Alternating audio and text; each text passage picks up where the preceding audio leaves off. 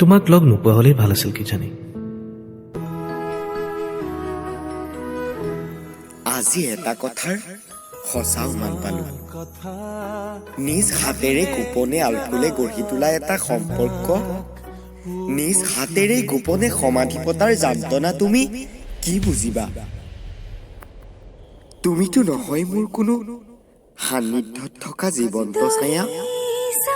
তুমি যে মন মন্দিৰৰ এখনি কেৱল শিলৰ প্ৰতিমা।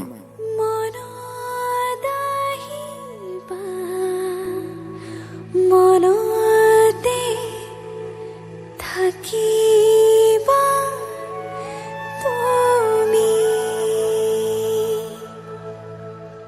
থাকিলে মৰমবোৰ হৃদয় থাকিব,